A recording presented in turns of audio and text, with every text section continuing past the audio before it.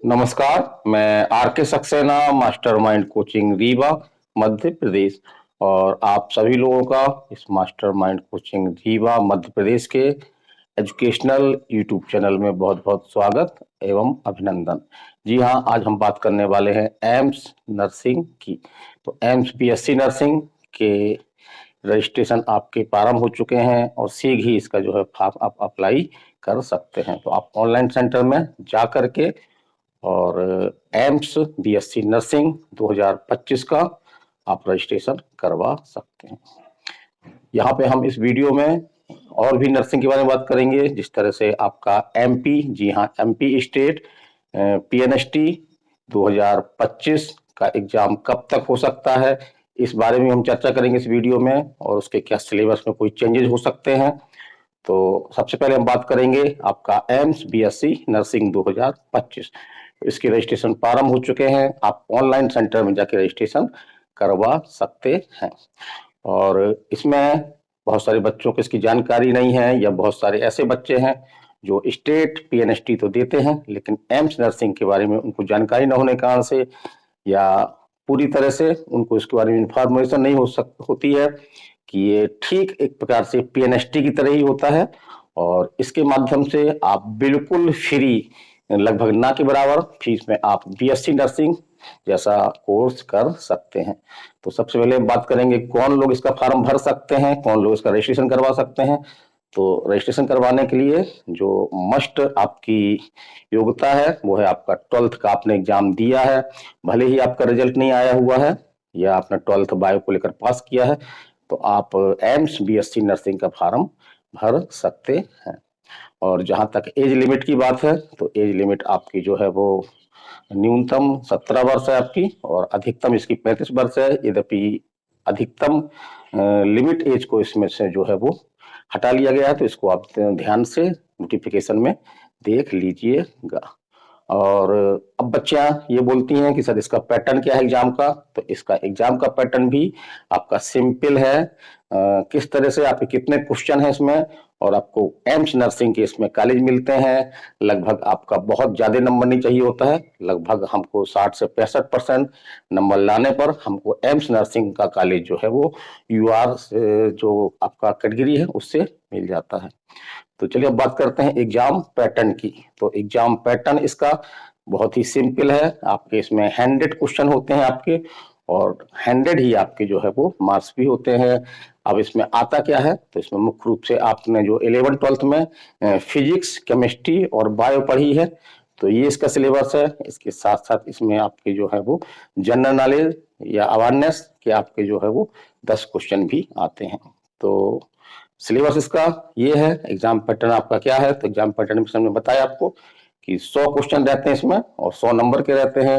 जिसमें से 30 नंबर आपकी फिजिक्स की, 30 नंबर केमिस्ट्री, और 30 नंबर आपकी जो है बायो रहती है, और 10 नंबर आपका जो है अवेयरनेस या आपका जीए जीके कह सकते हैं इसको हम, तो वो इसमें रहता है। और जहां तक मीडियम की बात करें, तो हिंदी मीडियम वाले बच्चे इसको देने में डरते हैं, और उनके मन में एक प्रकार से भ्रम है। कई बच्चे हमसे पूछते भी हैं कि क्या सर एम्स नर्सिंग का जो एग्जाम होता है, तो उसमें इंग्लिश मीडियम ही आता है या हिंदी मीडियम आता है। तो हम स्पष्ट कर दें इस वीडियो के माध्यम से आपको कि इसमें आपका जो पेपर रहता है 100 क्वेश्चन का, वो दोनों लैंग्वेज में रहता है, हिंदी में भी रहता है आपका, और इंग्लिश में भी रहता है।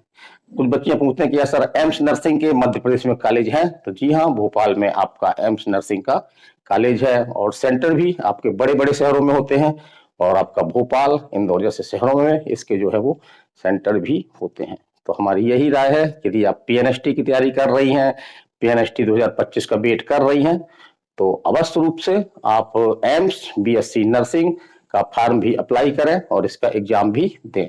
इसकी एग्जाम डेट फिलहाल 2025 की आपकी पहले से ही बताई जा चुकी है। जी हाँ, 1 जून 2025 को आपका एम्स नर्सिंग का जो एग्जाम है, एडमिशन टेस्ट है, वो आपका होगा। अब हम बात कर रहे हैं यहाँ पे एमपी पीएनएसटी की। तो जी हाँ, एमपी पीएनएसटी 2025 का खासतौर से वो बच्चियां जिन्होंने अभी 12th का एग्जाम दिया है, यदि 12th का रिजल्ट आपका अभी नहीं आया हुआ है, तो ऐसी बच्चियां काफी इंतजार कर रही हैं और हमसे ये क्वेश्चन भी काफी मात्रा में पूछ रही हैं कि सर पीएनएसटी 2025 कब होगा। तो यदि हम देखें तो जो ईएसबी ने गाइडलाइन दे रखी है उसके अनुसार जून 2025 में जो एग्जाम आपका पीएनएसटी 2025 का संभावित है। और आईएनसी, जी हाँ, इंडियन नर्सिंग काउंसिल ने भी जो गाइडलाइन जारी की है उसमें यही कहा गया है कि 15 जून तक एडमिशन संबंधी जो नर्सिंग की एडमिशन संबंधी जो तमाम प्रक्रियाएं हैं उसको पूरा कर लिया जाए। तो इसके अनुसार हम कह सकते हैं कि जून 2025 में आपका एमपी पीएनएसटी का एग्जाम हो सकता है। हो सकता है हम बोल रहे हैं इसलिए क्योंकि जिस तरह से 20 मार्च को आपका रूल बुक आना था पीएनएसटी 2025 का, वो अभी तक नहीं आया हुआ है। इससे हमारा कह सकते हैं हम थोड़ा सा, अगर थोड़ा सा एग्जाम लेट भी होता है तो कम से कम 2 से 3 माह, जी हाँ, आपका जुलाई अगस्त तक आपका ये एग्जाम जो है वो कराया जा सकता है। तो हमारी जानकारी कैसी लगी। और कुछ बच्चियां ये भी हमसे पूछ रही हैं कि सर क्या पीएनएसटी के सिलेबस में या एग्जाम पैटर्न में कोई चेंज हो सकता है। तो ऐसा बिल्कुल संभावित नहीं है। इस तरह से अभी पिछले साल ही आपका जो पीएनएसटी एमपी पीएनएसटी का जो एग्जाम पैटर्न चेंज किया गया है उसमें जो सब्जेक्ट जोड़े गए हैं वही सब्जेक्ट आपके 2025 में भी रहेंगे। यानी आपके 100 क्वेश्चन होंगे और 100 क्वेश्चन में आपके 20 question physics, 20 question chemistry, 20 question आपकी बायो की रहेगी, साथ में आपका 20 क्वेश्चन का आपका जो है वो जीके भी रहेगा और 20 क्वेश्चन आपकी जो इंग्लिश आती थी पहले आपके पैटर्न में उसी तरह से 20 नंबर की आपकी जो है वो इंग्लिश भी रहेगी। और कट ऑफ देखा हमने तो 2024 में बहुत ज्यादा कट ऑफ नहीं गया है। 50% से कम नंबर में भी आपका यूआर अनरिजर्व जो बच्चियां हैं उनको कॉलेज मिले हैं। तो इस बार कट ऑफ किया जा सकता है, इसके बारे में हम एक लंबा वीडियो बनाएंगे।